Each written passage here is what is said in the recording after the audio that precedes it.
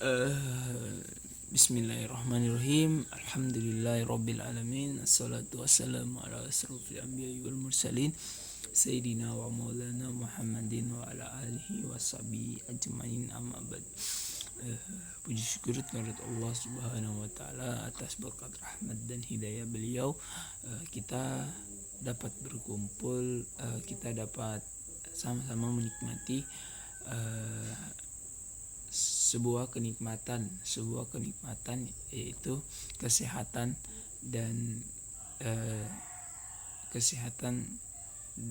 dan sebuah akal untuk kita dapat melakukan atau mendengar sebuah materi. Agar tidak berlama-lama, langsung saja perkenalkan, nama saya Hamdan. Di sini dengan NIM 2014120370. Di sini saya akan mereview sebuah materi saya sendiri, yaitu artikel tentang asas hukum dan sistem ekonomi Islam. Apa itu asas hukum dan sistem ekonomi Islam? Ekonomi syariah merupakan ilmu pengetahuan sosial yang mempelajari masalah-masalah ekonomi rakyat yang dialami oleh nilai-nilai ekonomi syariah atau sistem ekonomi koperasi dari kapitalisme, sosialisme, merupakan negara menentang eksploitasi atau pemilik modal terhadap buruh yang miskin dan melarang menumpukan kekayaan. Selain itu, ekonomi dalam kacamata Islam merupakan tuntunan kehidupan sekaligus anjuran yang memiliki dimensi ibadah yang teraplikasi dalam etika dan moral syariah Islam.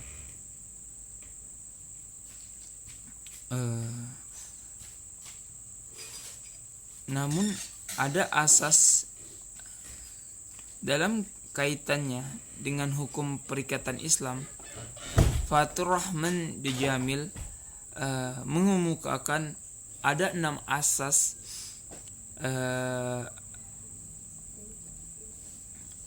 yang mendasari setiap perbuatan manusia, termasuk perbuatan muamalat, asas ibadah atau asas tauhid.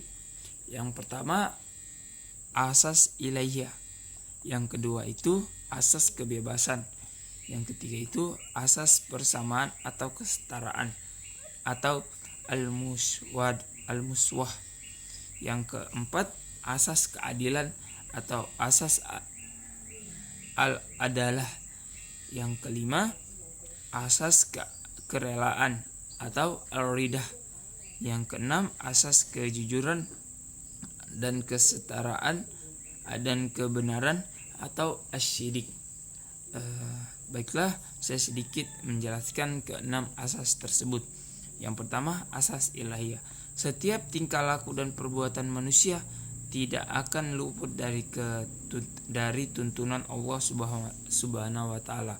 Kegiatan muamalat termasuk perbuatan perikatan tidak akan pernah lepas dari nilai-nilai kehidupan. Dengan demikian, manusia memiliki tanggung jawab akan hal ini. Tanggung jawab kepada masyarakat, tanggung jawab kepada pihak kedua, tanggung jawab kepada diri sendiri, dan tanggung jawab kepada Allah Subhanahu wa taala. Yang kedua yaitu asas kebebasan. Islam memberikan kebebasan kepada pihak untuk melakukan suatu perikatan. Bentuk dan isi perikatan tersebut ditentukan oleh para pihak.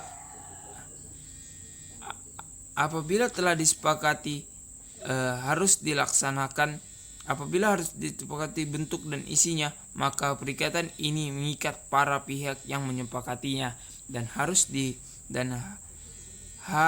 dilaksanakan segala hak dan kewajiban. Namun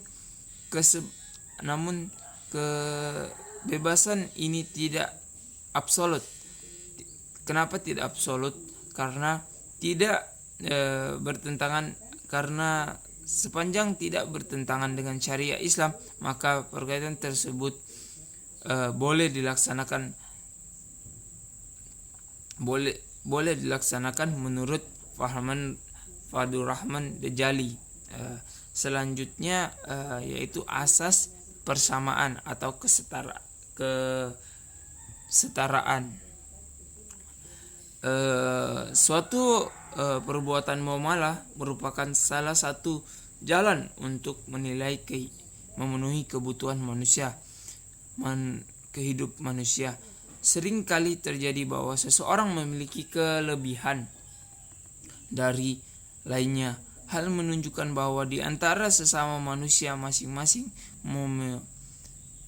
memiliki kelebihan dan kekurangan.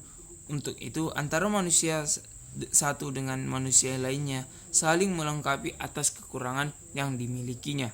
Yang keempat yaitu asas keadilan atau al-adl. Al-adil adalah merupakan salah satu sifat Allah Subhanahu wa taala yang sering kali disebutkan dalam Al-Qur'an.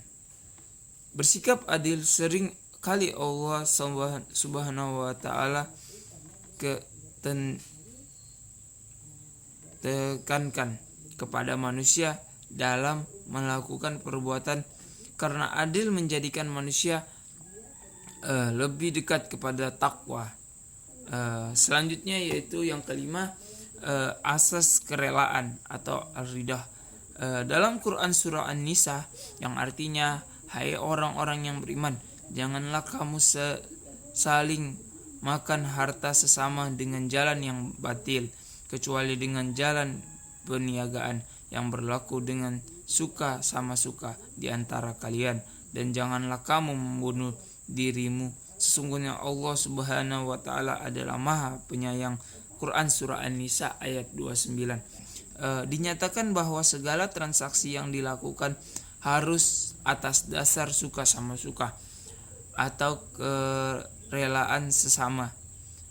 Jika ini tidak terpenuhi, maka transaksi tersebut dilakukan dengan cara yang tidak batil. Yang keenam atau yang terakhir yaitu asas kejujuran dan kebenaran. Kejujuran merupakan hal yang harus dilakukan oleh manusia dalam segala bidang kehidupan, termasuk dalam pelaksanaan muamalat. Jika kejujuran tidak diterapkan dalam perikatan, maka akan termasuk legalitas dalam kegiatan perikatan tersebut. Melakukan perikatan dan juga apabila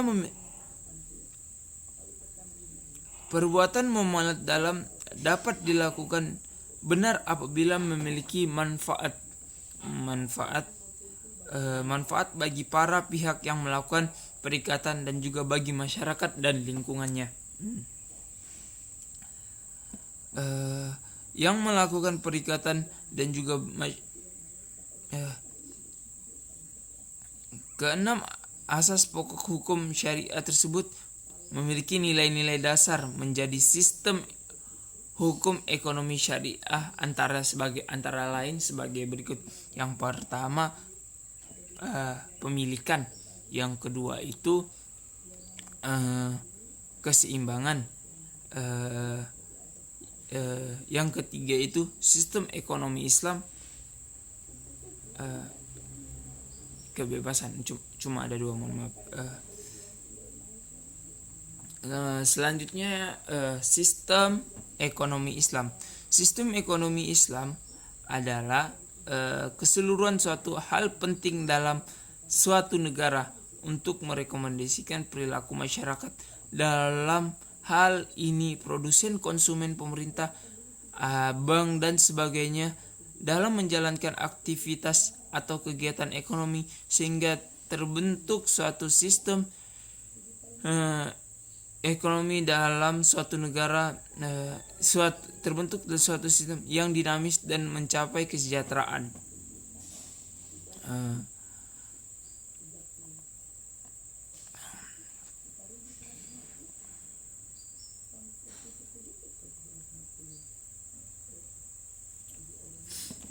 Baiklah, mungkin hanya ini materi yang dapat saya sampaikan. Kurang lebihnya mohon dimaafkan. Billahi taufik wal hidayah. Wassalamualaikum warahmatullahi wabarakatuh.